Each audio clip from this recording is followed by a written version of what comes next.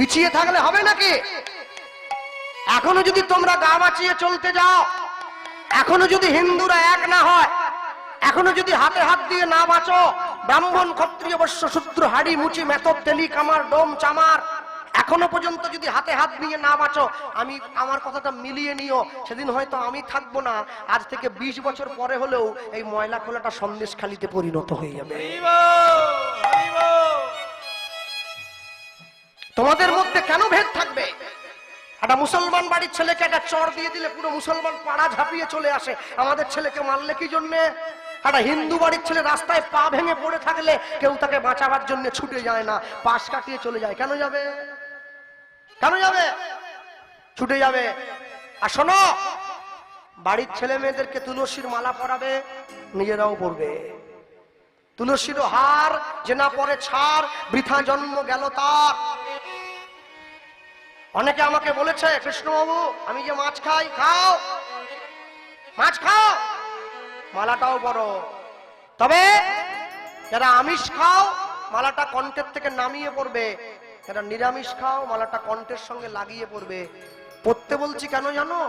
লাইনে দাঁড়াও, তবে তো ডাক পাবে। লাইনে না দাঁড়াও ডাক পাবে কি করে? লাইন অনেক বড় আছে, মহাপ্রভুর লম্বা লাইন, সবাই ছুটে যেতে চাইছে, মালা পরবে। আর যারা মালা পরতে লজ্জা পাও তাদের জন্য বলে দিলাম, কি রাত্রিবেলা ঘুমানোর সময় মালা পরে ঘুমোবে, সকালবেলা ঘুম থেকে উঠে মালাটা খুলে ঘরের বাইরে বেরোবে। 1 দিন 2 দিন 3 দিন দেখবে 4 দিনের দিন গলার মালা গলায় রয়ে গেছে, তুমি ঘরের বাইরে চলে এসেছো। নিতাই গৌর প্রেমানন্দে হরি বল হরি বল। আকাশের শোভা চাঁদ, চাঁদের শোভা তারা, বৃন্দাবনে কৃষ্ণ শোভা নদীয়াতে গোরা, গ্রামের শোভা বাড়ি হয়, রাস্তার শোভা গাড়ি, মুসলমানের শোভা তার বড় বড় দাড়ি। কলির মানুষ নিত্য নিত্য সংসারে ভোগ করে কত জ্বালা, তবু একবারও ভুল করে পরে না তুলসীর মালা। মালা পরবে মাছে।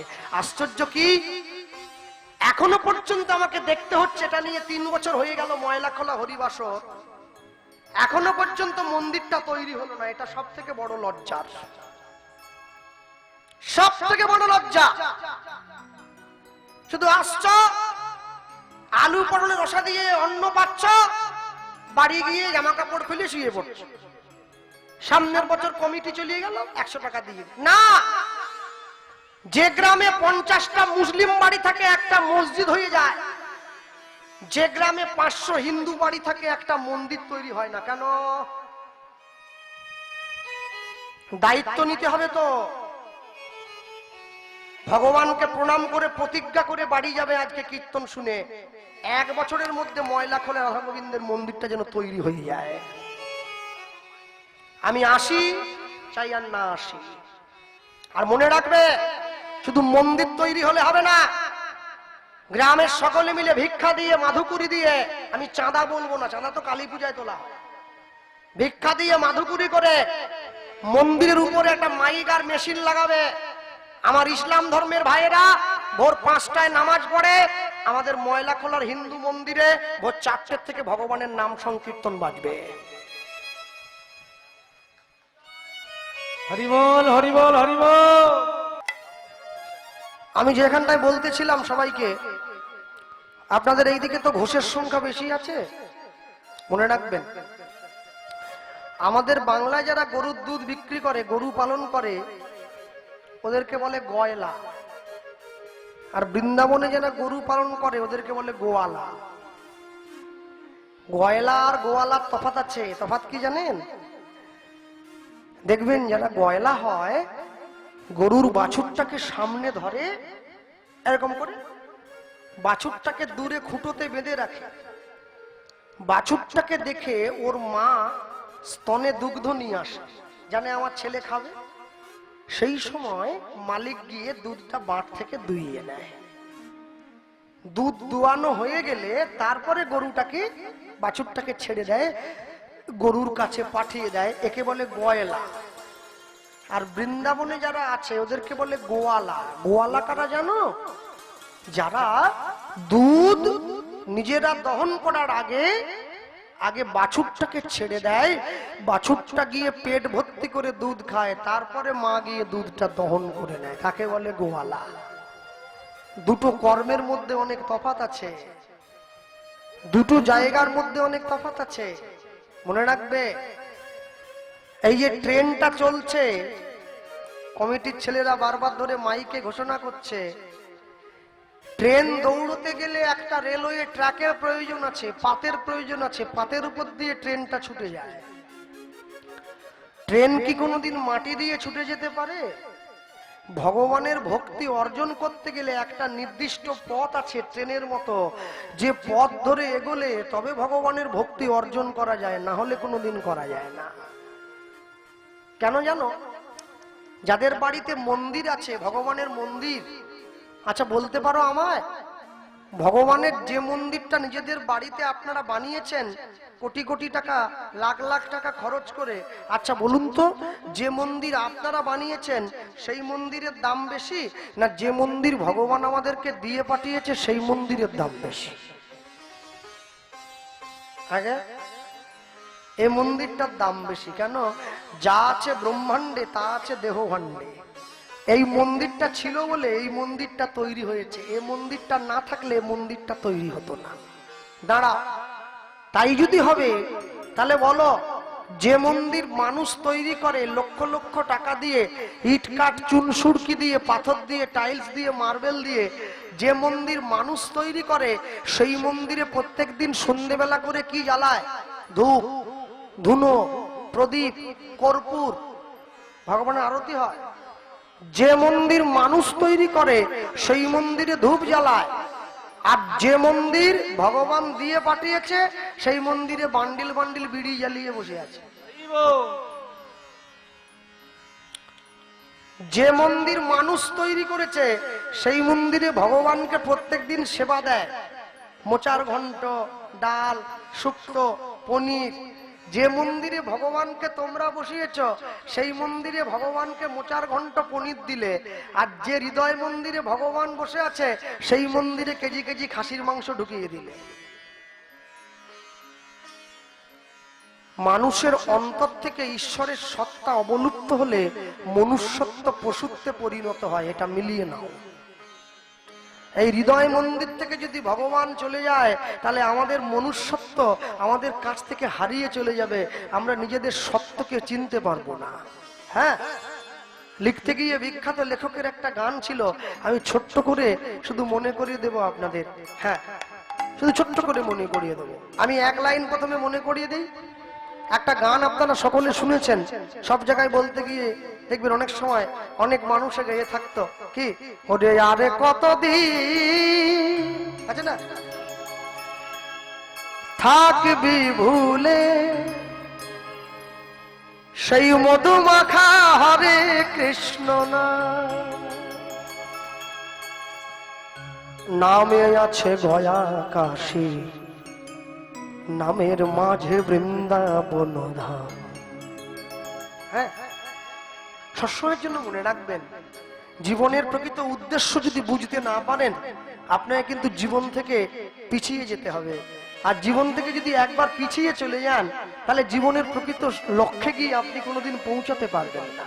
হ্যাঁ, লিখতে গিয়ে কবি লিখেছিলেন না, বলো ভালোবেসে সুখী হতে, বলো কে না চায়, দেখো রাধা সুখী হয়েছিল পেয়ে শ্যাম রায়, আমিও রাধার মতো ভালোই বেসে যাব, হয় কিছু পাবো নয় সবই হারাবো, এই চেয়ে থাকা প্রাণে সহে না, সবাই তো সুখী হতে চায়, কেউ সুখী হয় কেউ হয় না, জানি না বলে যা লোকে সত্যি কি না, ওগো কপালে সবার নাকি সুখ সয় না, সবাই তো সুখী হতে চায়। মানুষ পয়সা দিয়ে অনেক বড় একটা বাড়ি তৈরি করতে পারে, শান্তি কোনোদিন কিনতে পারবে না। আমাদের পাশের বাড়িতে আছে, আমার মেদিনীপুরে 3 তলা বাড়ি, বাড়ির নাম দিয়েছে শান্তিনিকেতন। বাড়িতে 4 ভাই, এক ভাই আরেক ভাইয়ের মুখ দেখলেই সঙ্গে সঙ্গে চোখের চুল টেনে ছিঁড়ে ফেলে। তাহলে বাড়ির নাম শান্তিনিকেতন দিয়ে কি হবে? পয়সা দিয়ে বাজার থেকে অনেক দামি একটা বই কেনা যায়, বিদ্যা কোনোদিন কিনতে পাওয়া যায় না। পয়সা দিয়ে বাজার থেকে অনেক দামি একটা ঘড়ি কিনে হাতে পরা যায়, সময় কোনোদিন কিনতে পাওয়া যাবে না। পয়সা দিয়ে ভালো ভালো কাপড় জামা কিনে পরে ভালো মানুষ সাজার অভিনয় করা যায়, মনুষ্যত্ব কোনোদিন কিনতে পাওয়া যায় না। আর পয়সা দিয়ে বাজার থেকে ভালো ভালো খাবার কিনতে পাওয়া যায়, মায়ের ভালোবাসা কোনোদিন বাজারে পাওয়া যায় না। মায়ের থেকে যদি বেশি কেউ ভালোবাসে তাহলে বুঝবে সে তোমাকে দিচ্ছে ধোঁকা, আর বাবার থেকে যদি বেশি কেউ আপন বলে তোমার মনে হয় তাহলে তুমি বুঝবে তুমি বড্ড বোকা। পিতা মাতার থেকে বড় কেউ আসে নাকি এই জগতে? বাবা যখন বেঁচে থাকে তখন বাবাকে একটু খেতে দাও, বাবা মরে যাওয়ার পরে বাবা পাড়ার লোককে ডেকে খাইয়ে লাভ কি? বাবা তো পেল না। মা যখন বেঁচে থাকে তখন মায়ের গলায় একটা ফুলের মালা দাও, মা মরে যাওয়ার পরে মায়ের ছবিতে মালা দিয়ে কি হবে? মা তো পেল না। যতই যাও না মন্দির মসজিদ, যতই যাও না তীর্থস্থান, বাবা মাকে না ভালোবাসিলে পাবে না কোনোদিন ভগবান। হ্যাঁ, মনে রাখবে, পিতা মাতার থেকে শ্রেষ্ঠ গুরু এই জগতে কেউ হবে না। তাই আগে তাদের চরণে প্রণাম জানাও। হিরণ্যকশিপু দৈত্য ছিল, তবু প্রহ্লাদ গিয়ে পিতাকে প্রণাম করত। কেন? তুমি আমাকে জন্ম দিয়েছিলে বলে তবে তো হরি ভজন করতে পারছি, জন্ম যদি না দিতে হরি ভজন করতাম কি করে? মনে রাখবেন, সব সময়ের জন্য এই কথাটা মনে রাখতে হয়। পৃথিবীর মাটিতে দাঁড়িয়ে যে সমস্ত মায়েরা বসে আছো, পৃথিবীতে যত দেশ আছে সব দেশের মেয়েরা সন্তানের জন্ম দেয়, সবাই মা হয়, কিন্তু ভারতবর্ষে মায়ের সংজ্ঞা আলাদা। ভারতবর্ষে মা কাকে বলে জানো? যে রমণীর 5টি অঙ্গ ঢাকা থাকে তাকে মা বলে ভারতবর্ষে। সনাতন হিন্দু ধর্মে মা কাকে বলে না? যে রমণীর 5টি অঙ্গ ঢাকা আছে, বক্ষ যুগল, নাভি কমল, পায়ের 2 গোড়ালি, তাকে মা বলা হয়। সব দেশের সঙ্গে ভারতের তুলনা করবে না।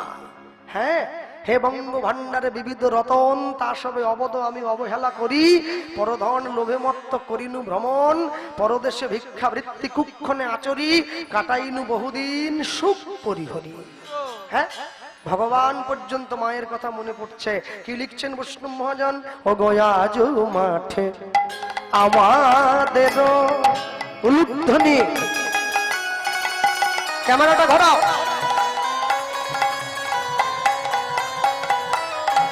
বাহু তুলে বলো, মাঠে বাবা আমাদেরই আমাদেরই আজ মাঠে আমাদেরই বিলম্ব দেখিয়া দেখিয়া, আজ মাঠে আমাদেরই শ্রীরাম রে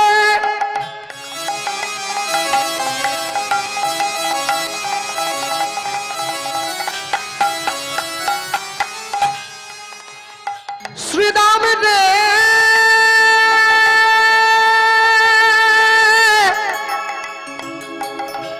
শ্রীরাম রে শ্রীরাম রে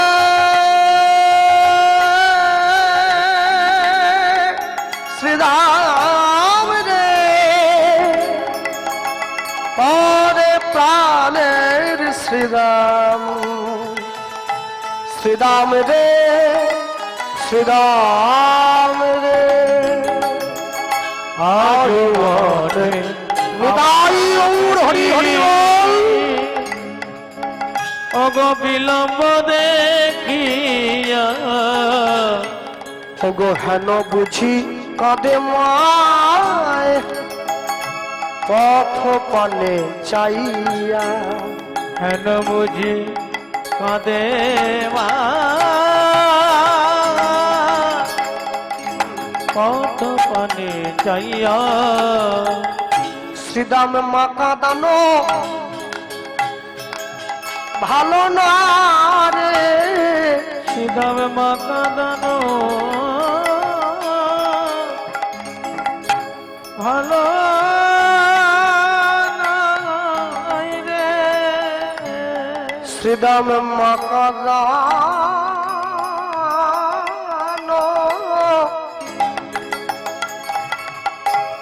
মা কাঁদানো ভালো ভালো নয় রে। সিদামে মা কাঁদানো মা কাঁদানো ভালো ভালো নাই রে। সেই মায়ের নামে মায়ের নামে সন্তানকে কাঁদিতে হয়। সিদামে মা কাঁদানো ভালো নাই রে। আস্তে আমার এই মুহূর্তে নামটা মনে পড়ছে না। আপনাদের এই দিকে আসতে গেলে একটা রাস্তা পড়ে, যে রাস্তাটার নাম হচ্ছে যশোর রোড। যশোর রোড বলে, একদম সোজাসুজি যুক্ত হয়েছে বাংলাদেশের সঙ্গে যে রাস্তাটা। রাস্তার পাশে বড় বড় বড় বড় গাছ আছে, মোটা মোটা, যশোর রোড বলে না?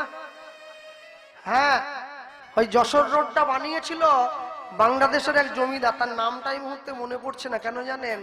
জমিদারের মা প্রত্যেকদিন গঙ্গায় স্নানে আসতো, বৃদ্ধ হয়েছে তো। নৌকোর মাঝিরা ধমক দিয়েছে, মা তুমি জমিদারের মা তো কি হয়েছে, রোজ রোজ নিজেদের কাজ ফেলে তোমাকে বয়ে নিয়ে যাওয়া সম্ভব না। হ্যাঁ, মা গিয়ে ঘরের মধ্যে বসে চোখের জল ফেলছে। ছেলে জমিদারিটা পরিদর্শন করে এসে দেখছে মা ঘরে বসে কাঁদছে। মা কি হয়েছে তোমার, কাঁদছো কেন? খোকা, আমি তো গঙ্গা স্থানে যাই, আজকে গিয়েছিলাম নৌকো করে যাব বলে, কিন্তু নৌকোর নাবিকরা আমাকে বলল তাদের নাকি সময় হবে না, আমাকে নিয়ে যাও। কি, আমি জমিদার, আমার মা হয়ে তুমি সামান্য গঙ্গা স্নানের জন্য চোখের জল ফেলছো? চোখের জলটা মুছে দাও। মায়ের পায়ে গিয়ে হাত দিয়েছে, আমাকে আশীর্বাদ করো, শুধুমাত্র তোমাকে গঙ্গায় নিয়ে যাওয়ার জন্য আমি রাস্তা বানাবো যশোর থেকে কলকাতা পর্যন্ত। নিজের জমিদারিটা ইংরেজদের কাছে বন্ধক দিয়ে দিয়েছে, টাকা দরকার তো। মায়ের থেকে জমিদারি বড় নাকি আমার কাছে? নিজে হাতে গাছ লাগিয়েছেন যাতে মায়ের কষ্ট না হয়। রোদের মধ্যে মা আসবে, রাস্তার দুপাশে গাছগুলো এখনো পর্যন্ত আছে, 150 বছর করে বয়স হয়ে গেছে। জমিদার লাগিয়েছে, মাকে ভালোবেসে। মনে রাখবেন, পিতামাতার থেকে বড় সম্মান এই জগতে কেউ প্রাপ্ত নয়। কেন জানো? আজ পর্যন্ত কোনো টোটোওয়ালা, কোনো অটোওয়ালা, কোনো ভ্যানওয়ালা, কোনো রিক্সাওয়ালা তার বাবা মাকে বৃদ্ধাশ্রমে পাঠায়নি। যে ছেলেটা মাসে 1 লাখ টাকা বেতন পায় সে তার মাকে বৃদ্ধাশ্রমে পাঠায়। হ্যাঁ, তাহলে আমরা কেমন ছেলে যে শিক্ষা আমাকে পিতামাতার সেবা থেকে বঞ্চিত করে? তাহলে আমার মনে হয় আমি যদি এর থেকে মূর্খ থাকতাম ভালো হতো নাকি? সিদামে মা কাঁদানো ভালো নয় রে। উলুধ্বনি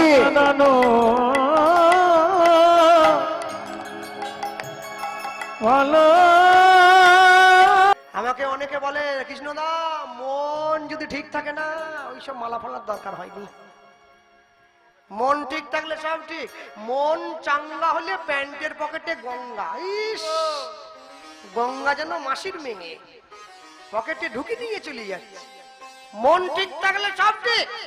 তাহলে বসিরহাট থানায় যে লোকটা পুলিশের চাকরি করে, কালকে সকালবেলা আমার মতো ধুতি একটা কোঁচা দিয়ে পরে ডিউটি চলে যাবে।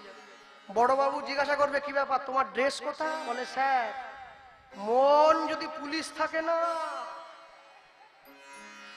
ওসব ড্রেস ফ্রেস কিছু এত সোজা নাকি, ঝেঁটিয়ে বিষ নামিয়ে দেবে একবারে। কিসের মন? কিসের মন? হ্যাঁ, ফুচকা খাওয়ার বেলা লম্বা লাইন দিয়ে মা বোনেরা বৌমারা দাঁড়িয়ে এত বড় হাঁ করে ফেলে দোকানদারের সামনে, বলে আরেকটা বড় দেখে দাও যেন ঢুকে যায়। ফুচকা খাওয়ার সময় যত বড় মুখ বের করে হাঁ করো, কই হরিনাম করার সময় যত বড় হাঁ করো না, বড় করে হাঁ করো হরিনাম করার সময়।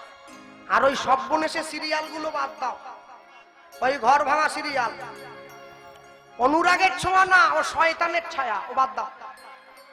ওই দীপা সূর্য বাদ দাও। বাড়ির দরজায় বসে 10 মিনিট করে হাতে তালি দিয়ে হরিনাম করবে, 10-5 মিলি নিজ দুয়ারে বসিয়া কীর্তন করিবে সবে হাতে তালি দিয়া। আমি বলতে গিয়ে একটা কথাই বলবো, একসঙ্গে বলা যাবে কি, কৃষ্ণ নাম কৃষ্ণ নাম কৃষ্ণ নাম করো, কৃষ্ণ নাম কৃষ্ণ নাম কৃষ্ণ নাম করো। তোমাদের দোষ নয় তো, দোষ তো আমার। আমি যেদিন আমার বাড়ির লোককে বলেছিলাম, বাড়ির লোক বলতে আমার বোন ভাইটাই যারা আছে আর কি, এই কর নাম্বার ওরা করছে, মানে আমার মুখের উপরে না বলতে পারছে নি তো, করতে হয় করছে আর কি, টেম্পোরারি নয়। বাহু করতে বাহু তুলবে সবাই, কেউ যেন বাদ না যায়, শুনেছ? যার হাত নাই তোলার দরকার নাই, হাত থাকলে তোল। আমার অনেক কীর্তনীয়ারা বলে হাত যে না তুলবে সে গরু হবে, আমি ওটা বলবো না। আমাকে পাবলিকে রিপোর্ট, দাদা আমাদের গরু বলি গেল। হাত যে না তুলবে সে সিংহ হবে। মানুষ গরু বললে রেগে যায়, সিংহ বললে খুশি হয়। তুলে যা তালি দাও। নাম কৃষ্ণ নাম কৃষ্ণ নাম করো, কৃষ্ণ নাম কৃষ্ণ নাম কৃষ্ণ নাম করো, কৃষ্ণ নাম কৃষ্ণ নাম কৃষ্ণ নাম করো, কৃষ্ণ নাম কৃষ্ণ নাম কৃষ্ণ নাম করো। হরি বল। কৃষ্ণ নাম কৃষ্ণ নাম কৃষ্ণ নাম করো, কৃষ্ণ নাম কৃষ্ণ নাম কৃষ্ণ নাম করো, কৃষ্ণ নাম কৃষ্ণ নাম কৃষ্ণ নাম করো, কৃষ্ণ নাম কৃষ্ণ নাম কৃষ্ণ নাম করো, কৃষ্ণ নাম কৃষ্ণ নাম কৃষ্ণ নাম করো, কৃষ্ণ নাম কৃষ্ণ নাম কৃষ্ণ নাম করো, কৃষ্ণ নাম। হাত নামাচ্ছে কে? হাত যে নামাবে লক্ষ্মীর ভান্ডার থেকে তার নাম বাদ হয়ে যাবে, টাকার বেলা হাত বেরিয়ে যায় সব।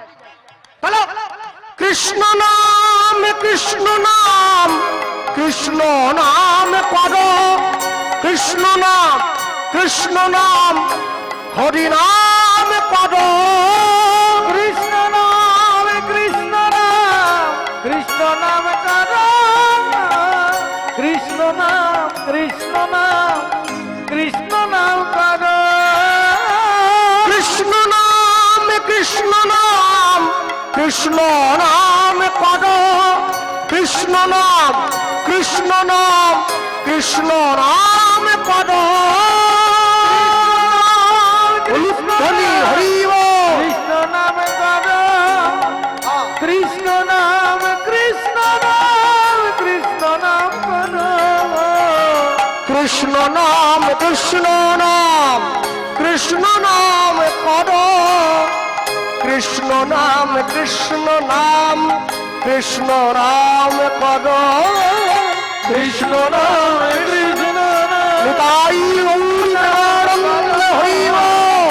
কৃষ্ণ নাম কৃষ্ণ নাম কৃষ্ণ নাম করো, কৃষ্ণ নাম কৃষ্ণ নাম কৃষ্ণ নাম করো, কৃষ্ণ নাম কৃষ্ণ নাম কৃষ্ণ নাম করো নিতাই গৌর প্রেমানন্দ হরি বল। নিতাই গৌর প্রেমানন্দে হরি হরি বল। হ্যাঁ, চলো লীলা মাধুর্য প্রবেশ করি। সবার আগে ভগবান শ্রী গোবিন্দ জঙ্গলের মধ্যে গিয়ে দাঁড়িয়েছে।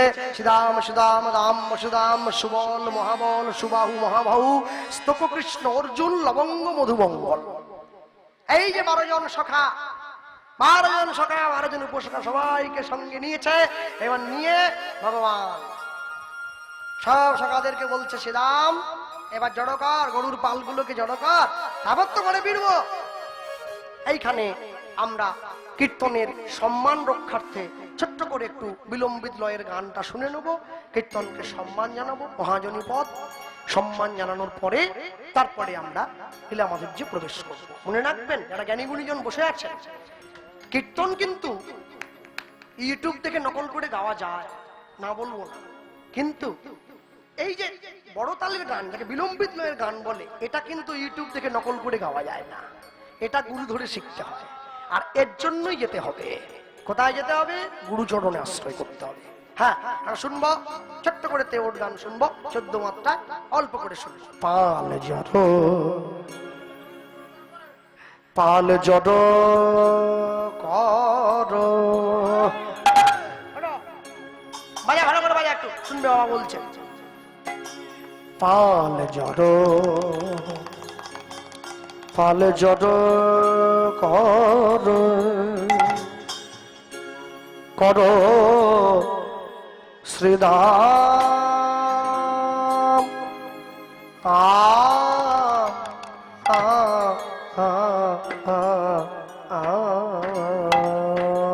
রে আজি শানদা সিনা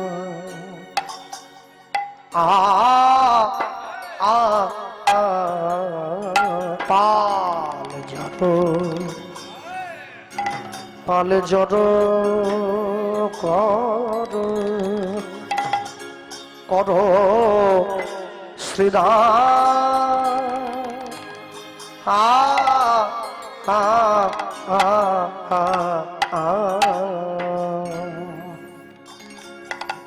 আজ সঘনে বিষম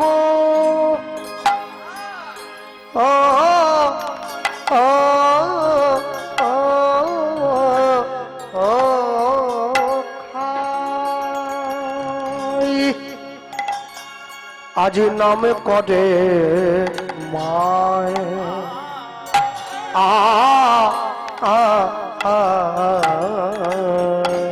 পাল জড়ো পাল জড়ো করো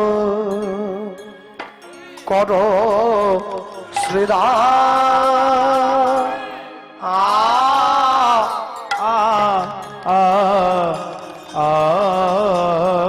রে বলি গগনিয়া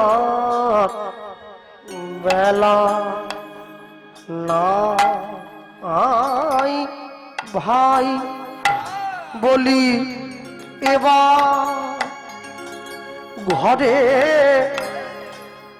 যেতে হবে গগনে বেলা না আই ভাই, বলি এবার ঘরে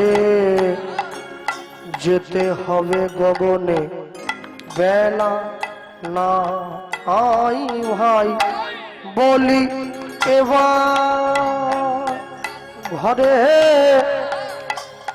যেতে হবে গগনে বেলা না আই ভাই, বলি এবার ঘরে যেতে হবে গগনে বেলা নাই ভাই, বলি এবার ঘরে যেতে হবে গগনে বেলা নাই ভাই, বলি এবার ঘরে যেতে হবে গগনে বেলা নাই ভাই, বলি এবার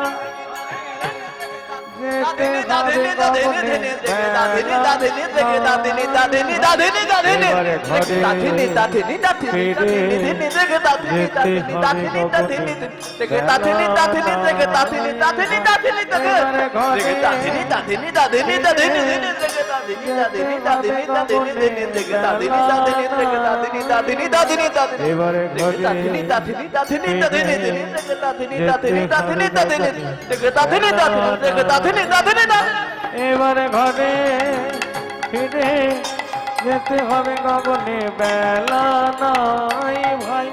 এবারে ঘরে ফিরে যেতে হবে গগনে বেলা নাই ভাই এবারে ঘরে ফিরে যেতে হবে গগনে বেলা নাই ভাই এবারে ঘরে ফিরে যেতে হবে গগনে বেলা নাই ভাই এবারে ঘরে এবারে ঘরে ফিরে যেতে হবে গগনে বেলা নাই এবারে ঘরে ফিরে যেতে হবে গগনে বেলা শিকলের সাউন্ডটা বাড়িয়ে দেন একটু। ঘরে ফিরে যেতে হবে গগনে বেলা নাই ভাই এবারে ঘরে ফিরে যেতে হবে গগনে বেলা নাই ভাই এবারে ঘরে ফিরে যেতে হবে গগনে বেলা নাই ভাই এবারে ঘরে ফিরে যেতে হবে গগনে বেলা নাই ভাই এবারে ঘরে ফিরে যেতে হবে গগনে বেলা নাই ভাই এবারে ঘরে ফিরে যেতে হবে গগনে বেলা নাই ভাই এবারে ঘরে ফিরে যেতে হবে গগনে বেলা নাই ভাই এবারে ঘরে ফিরে যেতে হবে গগনে বেলা নাই ভাই এবারে ঘরে ফিরে যেতে হবে গগনে বেলা নাই ভাই এবারে ঘরে ফিরে যেতে হবে গগনে বেলা নাই ভাই এবারে ঘরে ফিরে যেতে হবে গগনে বেলা নাই ভাই ঘরে ফিরে যেতে হবে গগনে বেলা নাই ভাই এবারে ঘরে ফিরে যেতে হবে গগনে বেলা নাই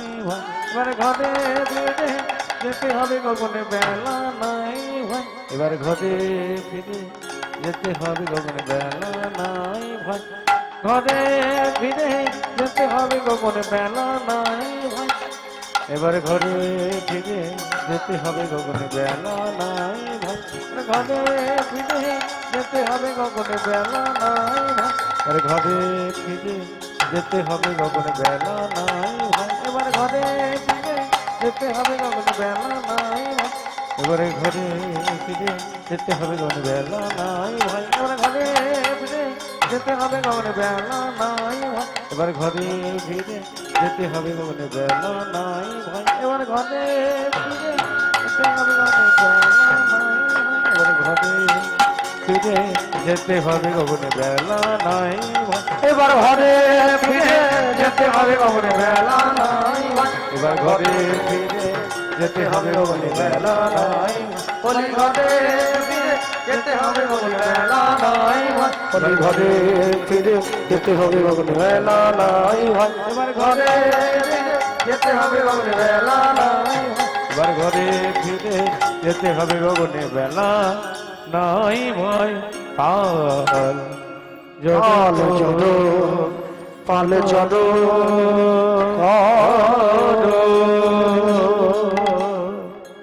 পালে জড় করো শ্রীদাম শ্রীদামের সামনে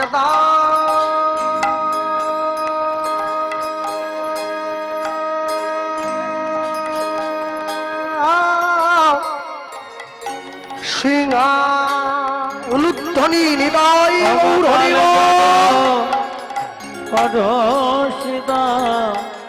পাল জড় কর শ্রীদাম শ্রীদামের সানদা সিংহায় পালে জড় পদসিদা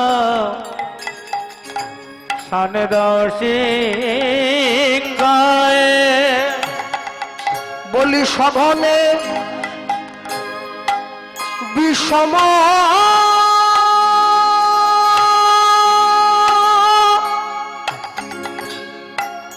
বিষম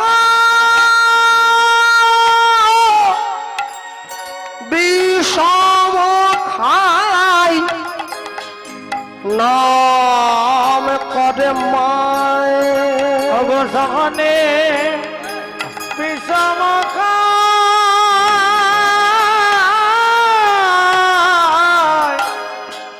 ওগো নাম ধরে মায়ে আমার মায়ের নাম করিছে মায়ে নাম করিছে আমি নইলে বিষম খাব কেন মায়ে নাম করিছে আমি নইলে বিষম খাব কেন মায়ে নাম করিছে বলি চলে চলে শ্রীরাম ঘরে ফিরে যায় আজ মায়ে নাম করিছে বলি বলি গোঠের খেলা ভালো লাগে না ও যে মায়ে নাম করিছে বলি চলে চলে শ্রীরাম ঘরে ফিরে যায় মায়ে নাম করিছে আমি নইলে বিষম খাব কেন হরিব খাবার কেন মায়ের নাম করিছে নইলে বিষম খাবার কেন মায়ের নাম করিছে নইলে বিষম খাবার কেন মায়ের নাম করিছে মায়ের নামে করিছে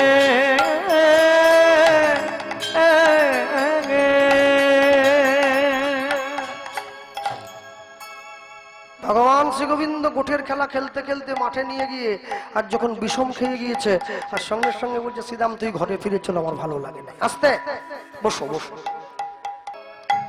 ভালো নয় রে সীতামে মকাদন হ্যাঁ, ভালো নাই রে সেই মায়ের নামে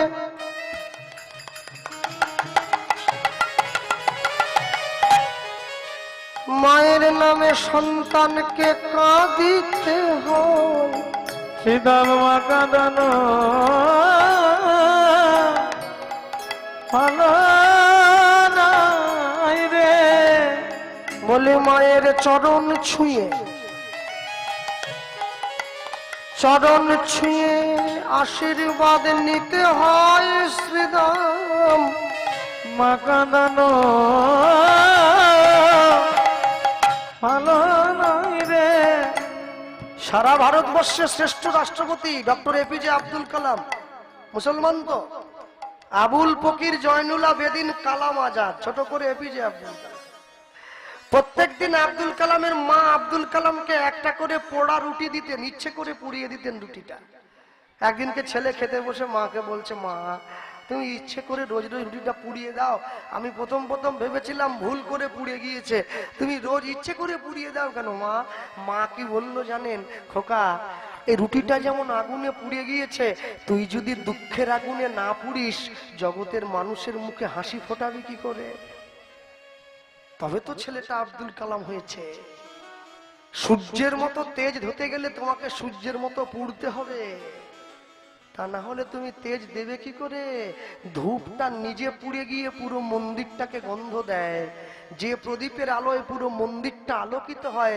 সে প্রদীপের তলাটা অন্ধকারে রয়ে যায় যে মা সংসারে সবার জন্য রান্না করে সবাই খেতে বসার পরে মা বসে কেউ গিয়ে মাকে বলে না কই মা দেখি তো বাটিটা তোমার জন্য কি আছে সিদামে মাকা দানো